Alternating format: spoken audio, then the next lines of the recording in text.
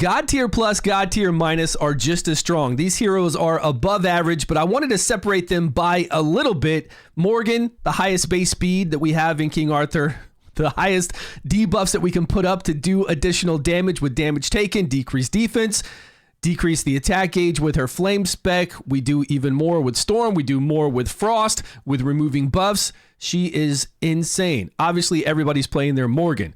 We have Bedivere. Bedivere's got the highest damage we can do with a 2 vigor cost ability that kind of rivals most people's 3 vigor cost abilities. Plus, he's got a passive to do additional damage. You put him in a strife set, he gets a kill. He's back around to doing that passive again very quickly. He's got a critical damage lead skill everywhere, which then puts him really above everybody else. So obviously, Bedivere, Frost spec, using that skill too is insane. Much love to all my supporters over at the Netmarble website. Come and support me as your content creator and I will send you 200 stamina today. We'll know about the new rewards for January very soon. All the links are down below. Anya is, without a doubt, God tier. She can do so much damage with effect resistance. She can counterattack with that damage. She can do it with her skill 3 as well. And then she can give the whole team counterattack with some chivalries. She's in every single speed run that we have to get critical damage right when you zone in and increase attack. If you're not playing your Anya, break Anya out. I'll do an updated video on her soon. Sergius, Flame Relic, even with his Storm Relic, he's good. But with the Flame Relic, giving you that 60% increase in your attack gauge is unreal. Plus, he does debuffs whenever your allies are hit. The guy is extremely strong. Lancelot, I love this guy. I have his Frost Relic. I have his Flame Relic that he comes to us as, putting up all those dots, doing dot damage increase. He's got a lot of versatility. Plus, he's got a speed lead that we can use everywhere, 20% additional speed.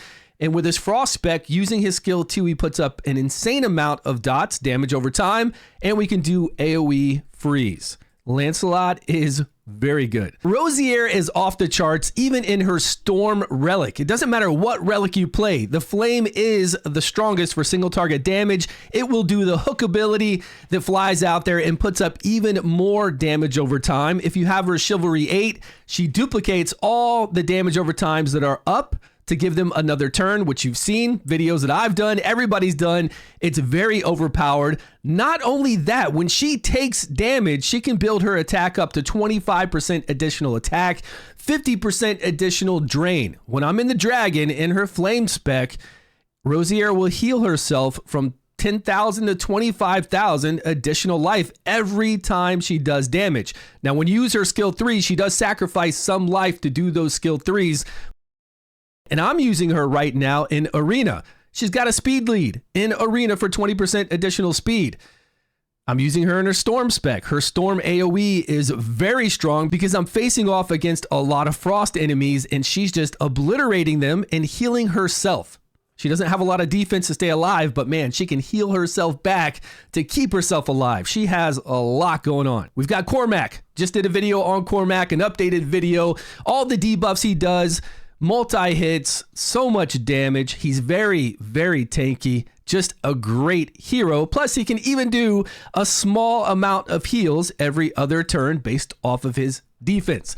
Now, I've got Merlin down here in the God minus tier. I've got Iwert. Iwert is a very good damage dealer. There's just a lot of requirements. We need to have that markup. We need to have the black magic buff on that does go on cooldown every once in a while. So while Iwert can hit very hard, I just feel like it's too much trouble. So I've got her in the God tier minus. Can do a little bit more damage than Bedivere if you have the right conditions. Plus we get crit rate increase with her as well. Crit rate increase with Bedivere.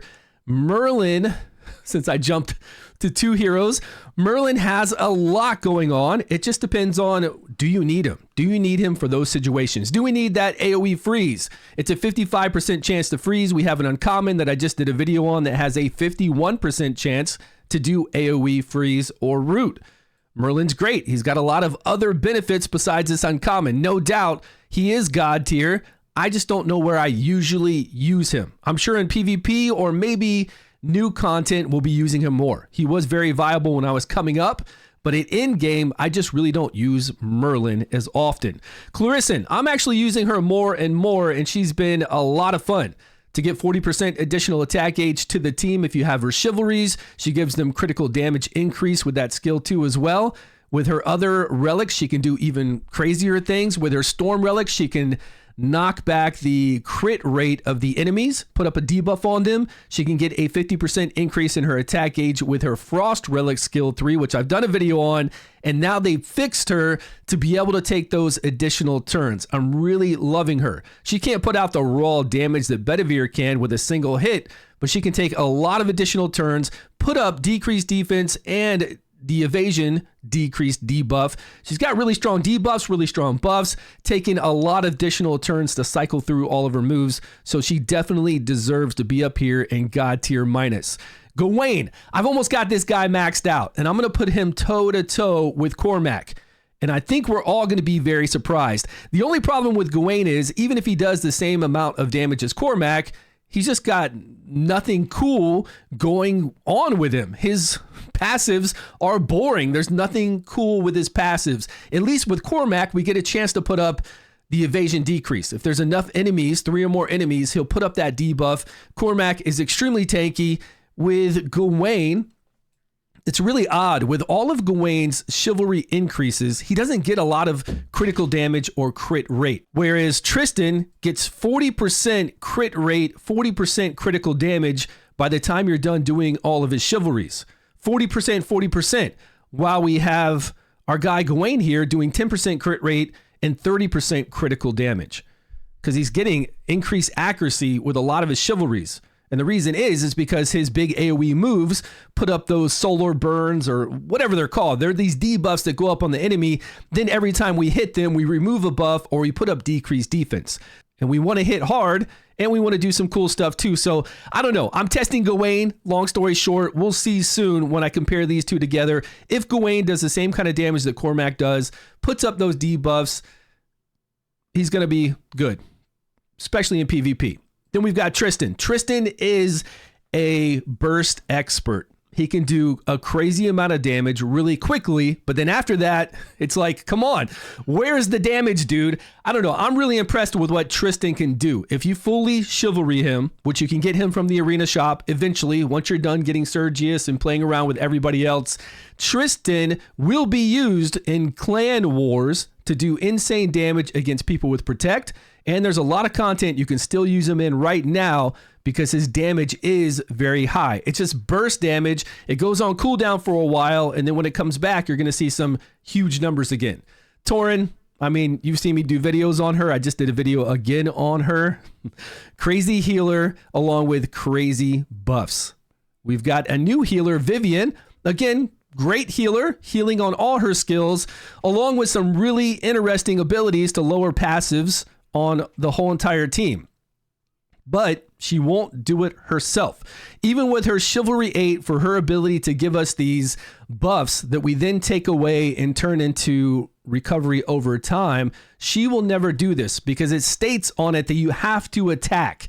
It's only an attacking move. Her first move will attack, third move will attack and do heals, but her second move only heals. It won't attack. So you can't cue her to do her skill 2 over and over, even with her Chivalry 8, and expect her to get these buffs up with increased defense, and then you remove those buffs because they count as damage over time. If you don't know what I'm talking about, it just means that she cannot lower people's passive cooldowns by herself unless you manually play her to do her skill 3 or her skill 1 and then do her skill 2 afterwards. There is no way for you to do it with her by herself unless you manual, which is extremely sad for a Chivalry 8. Otherwise, she's got some good healing and does some good, decent burns. So she is a good healer because it's really high base HP she has for her to heal. So it's in tow with Tauren. Although Tauren turns it to night, you have Morgan. Tauren and Morgan together give you 20% additional damage. Never forget that. Tauren Chivalry 1, you go into a fight, it goes night immediately, and you'll see this buff on each of your heroes. All 4 of your heroes will say deals 20% additional damage just because you turn it to night with Tauren and you've got Morgan on your team. And let's face it, you're going to have Morgan on your team, right? Arthur, insane damage with his Storm skill 3. And of course, you got to have this spec'd out. You can't just expect this to do insane damage without having all those plus 33%. That means putting books into it. Books go random into skill 1, skill 2, skill 3. You got to hit that third one. And that third one does additional damage against frost enemies. He gives himself 80% additional crit rate from time to time, which he'll keep up for a very long time because he gives himself an increased turn on any buffs he gets. He starts out with critical damage that he can keep that up for quite a long time as well.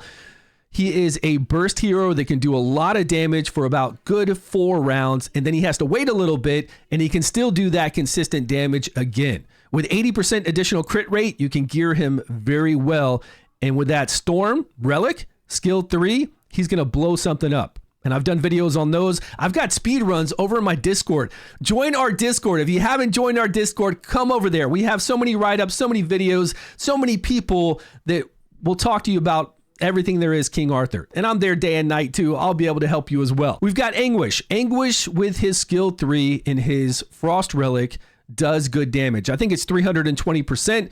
Plus, if you have that skill 3 maxed out, he's got a 75% chance on 3 hits to put up a chill.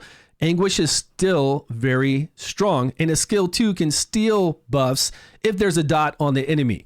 I don't know if I'd actually put him up in God tier minus. It might be super good, but 320% against the dragon along with dots. The first dragon, Yaskoheg, that we farm for all of our gear because we don't farm the second dragon. We want crit, speed gear, and then attack gear, and that's all from Yaskoheg, the first dragon. So I'll put him down as super good. You're right, he shouldn't be God tier minus. Now this should be God tier minus because she is insane once you max out that skill 2 on her Flame Relic or her Storm Relic because she hits multiple targets. I've done videos on this. Go check it out. Her passives are insane. When somebody attacks you, she'll put up this passive on them, this debuff that makes it so they can't attack that same person again. So if they have a follow-up attack like Bedivere, when Bedivere hits and she puts this on Bedivere, he can't do that follow-up passive attack. He'll just stop attacking. It's actually pretty crazy. But she can sheep everybody too. Not sheep them. She turns them into rabbits. It's rabbit season. She will turn people into rabbits, and she has extremely high damage once you max out that skill 2 on her Flame and on her Storm, and it only cost 2 vigor to do this. Crazy damage, rabbits. Play Ardwin. I think everybody knows about Kay and her Storm spec with that skill 2 getting that increased crit rate and increased critical damage, and then following that into her skill 3 to do AoE damage. Plus she gives herself attack increase along with her stag favor. She gives herself additional attack gauge increase when she does her skill 1. And if you have her Chivalry 8, she'll dodge a lot of attacks and get additional turns. She's going to dodge attacks already because she has an evasion buff increase, which is another thing that makes it crazy because when she dodges, she takes 0 damage. And you'll see her do that all the time, take 0 damage. We've got Sarah under God tier. The only reason why Sarah is here is because she has the ability to block buffs and attack gauge increase from her skill 1 with her second passive. You should all know this by now if you've been playing this because this is how we beat Yaskoheg, the dragon that we farm. We come in there with her passive ability, the second one maxed out. We do her skill 1 over and over. We block any buffs on the dragon, and that's how we beat it easily. And we do that with a lot of, if you're not going to use her in that fashion, she is a fantastic healer to remove debuffs and give your team amazing heals. Claudius. Sorry, I didn't have Sarah. This is Sarah if you weren't sure what I was talking about. Claudius is very good. I actually like Claudius a lot, and I think she's going to have extremely big play in Clan Wars. PvP, Clan War PvP. She's going to be very, very good there. I don't know why her base speed is so low and why Morgan's base speed is at 130. The fastest in the game with knocking back the attack gauge doesn't make any sense to me, but her speed is really low for a swift archer. She's got a lot of cool stuff. A lot of cool things that we're going to utilize later on, and we can use her in Terrace to fight the cat. We can use her in other areas, just people tend to not want to use her. I think she's great. Sigrun. A lot of people say they love Sigrun. She has the Queen's Dignity, where she will reflect back damage, and it's a lot of damage. If you do Arena, you're going to see a lot of bot teams with her on it.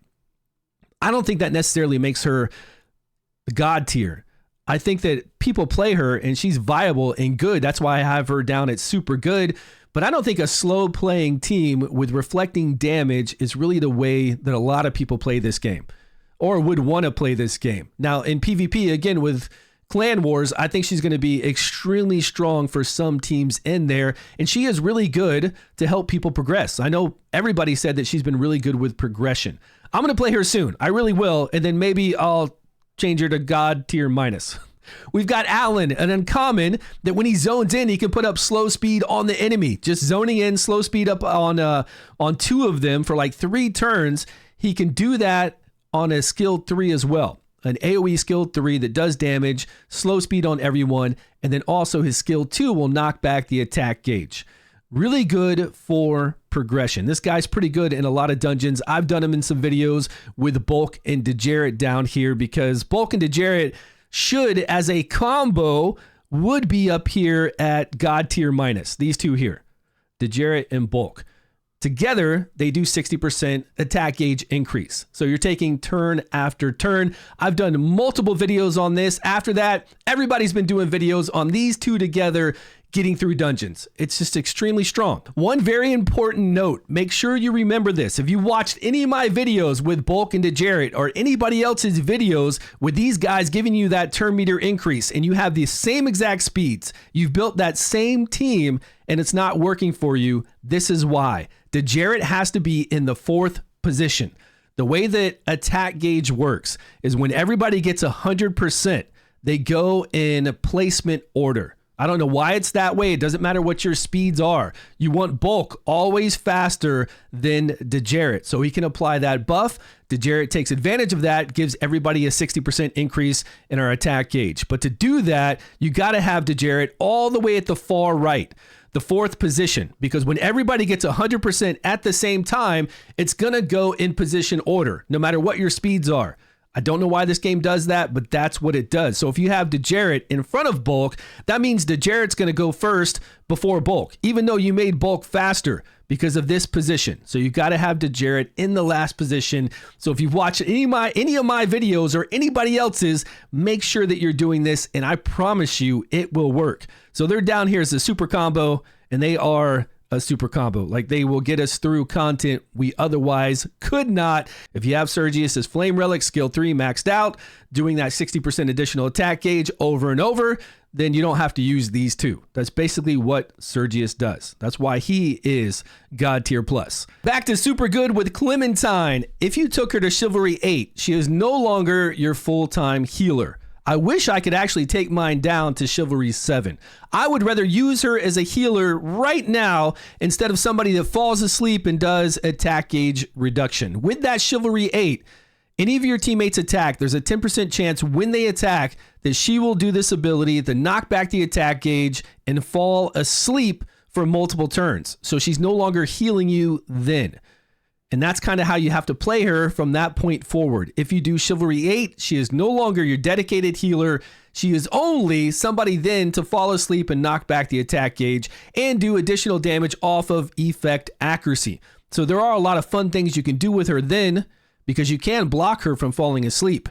So she can constantly do that move to knock back the enemy's attack gauge, do an AoE hit based off of attack and really high attack multiplier based off of effect accuracy. Then we've got Isolde, which is a very good healer if you can do her skill 3 in her flame spec for some really good heals, recovery over time, and she will extend dots on the enemy. She's not the best healer out there, but she is a good healer. That's why I have her at super good. If you're a new player, just don't play her as your main healer. If you're a new player, stick with Tauren always. From the beginning to the end, play Tauren to heal your team. Not so good. We've got this guy from the arena. This guy just is not great. I haven't seen anything done amazing with him, and when I read through his skills, I get a headache. I've seen him played in arena a few times to do a freeze over and over, and of course we can use him in Aldry, the bear, to stop him from healing. We can bring him in at like 3-star, level 1, as long as he applies his second ability to be able to block healing that doesn't drop off, like it never drops off. Then you can put him in as your 4th. He'll go in there, he'll block the bear from healing, he can even die, and then you have your 3 people take down the bear. as long as you can take down the bear. He'll never heal again. That's the only use we have for him right now. Bond is still good. He's just not really viable. What they need to do is increase Bond's multipliers. Since they nerfed him so hard with the multiplier increase he got from speed, they didn't change his actual base multipliers. His base multipliers are far too low to get additional attack of 0.2% from speed. It just does not work. The only way it can work is with his Storm Relic. His Storm Relic skill 3 still has a strong enough multiplier to actually be viable. But why would you do that when you could take books and put those books into Arthur's Storm Relic skill 3? I would much rather play Arthur than play Bond. Bond has some really cool stuff. He actually does. He gives himself some increased defense, increased speed. He's got an ability to heal back when he gets down low. He gives himself 100% additional critical damage, which should offset a lot of all of this, but it just doesn't. His multipliers are still far too low. So if I'm going to play a Storm Spec hero, I'm going to go for Arthur. I'm going to put my books into Arthur because Arthur is damn amazing. Once you have that skill 3 maxed out, you put good gear on him, 80% additional crit rate. He gets that critical damage buff. You know, all the stuff I said earlier, Arthur is just too good. I hope they increase Bond's base attack on all of his attacks. That'd be great. Gareth, we really haven't found a great place for her. Maybe clan PvP. Same thing with Bond. Maybe clan PvP. This guy's going to be really good to bring into clan PvP, depending on what your roster has. Boris, I don't know. Boris gives the whole entire team with his chivalries counterattack. He can give your whole team counterattack for 2 turns on like a 5-turn cooldown. It's a 4-turn cooldown, so on that 5th turn, it'll come back. Having everybody counterattack is great. Plus, if you use his skill 3 over and over, he'll increase counterattack damage. Now, I've used Boris with Anya and done some crazy damage. But that's because of her with effect resistance, counterattacking, and just doing crazy damage on her own. He's just increasing the damage she's doing with that increased counterattack damage. That's what Boris does with that buff. And then he gives her counterattack for 2 turns every, 5th turn is when he does that again. Doesn't mean that he's viable then, but there are going to be some things that we're going to be able to do with him eventually. I think we're going to be able to play with this guy maybe in Clan Wars again, do something fun with Clan Wars because we need so many teams. We can't just go in there with 4 people. We're going to have to go in there with different groups of 4 people that we cannot use again. Once you use them, they're done for that day or the week, so we have to have multiple teams. We'll probably be able to come up with something. Urians, nothing. I got nothing on this guy. With his Flame Relic, skill 2, he gives himself counterattack. He'll have it up forever, but it's just never good enough. Maybe there's something we're going to be able to do with him eventually. Nicholas, this guy is no good. There are too many abilities that do AoE that knock this guy out of stealth. Again, if we go up against a team, maybe in Guild Wars, where we see that there's nobody that can really do an AoE ability, we could bring him in. He'll go into stealth. Anytime our allies are attacked, he'll attack back along with provoking them. Then it would be massively overpowered because nobody's going to do an AoE ability to knock him out of stealth. If you take this guy into any dungeon, everything does AoE. He's knocked out of stealth. He's not utilizing the ability to counterattack whenever your allies are hit to do additional damage. Not even just for the provoke, but just to do additional damage. He just doesn't have it because everybody knocks you out with an AoE ability. And if you try to use him in Forbidden Dungeon, AoE ability again. Everybody's got an AoE ability. He barely ever stays in stealth because they're always knocking him out of it. We've got Círdan. I think she might be good in Guild Wars as well. Maybe especially if Guild Wars was a smaller, I really wish they would have done 3v3 instead of 4v4 format like Summoner's War does. Whenever you change that format, and I wish Raid Shadow Legends would have done that. I always told Raid Shadow Legends when you do your 3v3, don't do it as the same 4-person format that you're doing Arena. Switch it up so the metas are different. If it was 3v3, she would be extremely strong there, to lock down someone or to lock down like 2 enemies. It would make the fight more enjoyable, different. I don't know. Anyways, she's okay. We just haven't found a good spot for her yet. I'm sure there's going to be somewhere we're going to be able to abnormal status affect the enemy and then use her Chivalry 8 to do additional damage. We already talked about Bulk and Dejaret. They are God tier. They're just down here as a combo. Lot. His Flame Relic has an 80% chance to put Oblivion on the enemies. Other than that, I really don't like Lot. I do think he's niche. I don't think there's a lot of uses for him. Somebody's going to say, what about floor 92? What about floor 92? I've shown you with this uncommon how to beat floor 92 a week ago. Easy. I've shown you with Ardwin how to beat floor 92. I've shown you how to bulk into Jarrett beat floor 92 without taking any damage. Floor 92 is simple. Lot doesn't have a lot of places to use him. I just don't believe in Lot. I think if you're using Lot as a vigor battery, you could just have somebody else in that space. You could have Sarah doing her skill 1 over and over with a vigor set as a vigor battery, giving you little heals and blocking the buffs on the enemy with her second passive.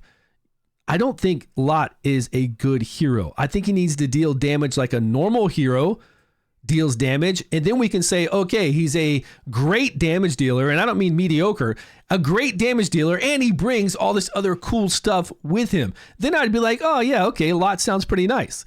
We've got Guinevere. Guinevere is only used for Crom. Outside of Crom, she has the ability to give everybody shields when she takes damage.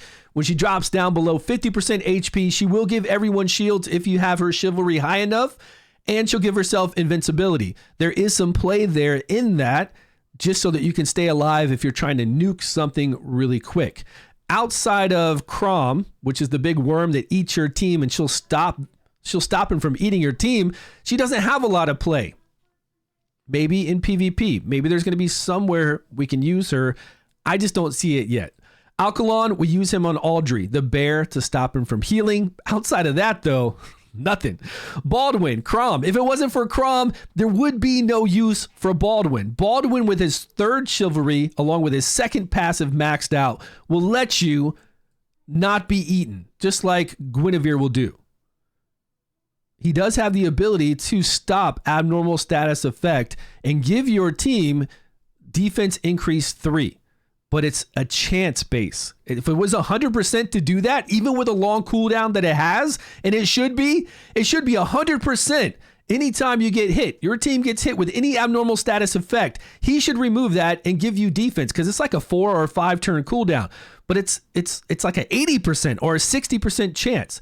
This guy is just not good. If they just increase that to 100%, he would at least then be viable in some instances. Still not great, but at least viable. We've got Frederick. He has the lowest max HP when it comes to healers, and it's so low that if you try to use him as a dedicated healer, it's not going to work. It is far too low for that.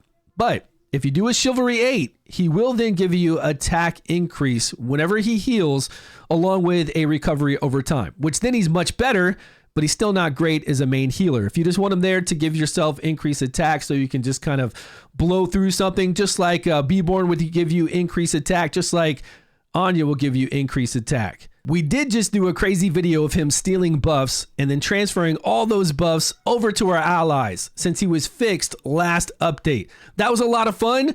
There might be some other areas we can start using that, but it was really cool if we can get an enemy that has an insane amount of buffs.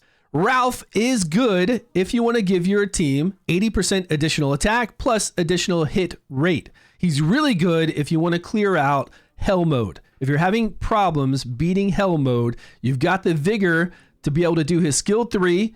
You can even get it 2 times. You can do the 80% additional 2 times on your ally, and every time they attack, they're going to lose 20% of their max HP. But 80% attack doubled up is a lot of additional damage. You come in there with your Storm Relic on Morgan, put up the decreased defense, the increased damage taken on Hell mode, and then you come in there with him, and then you probably need somebody with like a 2 vigor cost to be able to do a massive amount of damage along with his passive, and you'll be able to make it through Hell mode 3-starring it. Outside of that, I've got to play Ralph more, and I'm skilling him right now. I'm trying to get the books to skill him to see how he is with just Ralph. Like, is Ralph good by himself? Is he good when somebody else dies and he goes insane? We'll see about that. I'm trying to get the skills in there so I can get that additional damage and really test him. Beborn is just here because he gives us buffs. If you have his flame spec, he'll give us 40% additional attack. We can double up with that. If you use his frost spec, he'll give us increased defense. And then we have this last uncommon, which I just did a video on. It's insane. 51% chance to freeze or to bind. Wrap up the enemy so they lose their turn. It's very impressively strong going through the Forbidden Dungeon. Might even be really strong in PvP, Clan Wars. This is a long video. I sank all the way into my chair. This is the tier list for 2025. You guys let me know down below if it's accurate. If I need to move a hero up or down, give me a reason why. Give me a detailed description of why this hero is good or bad. And of course, as always, join our Discord. That's down below as well. Thanks so much for watching, everybody. Appreciate your time, your love, and your support. I will see you all in a video soon.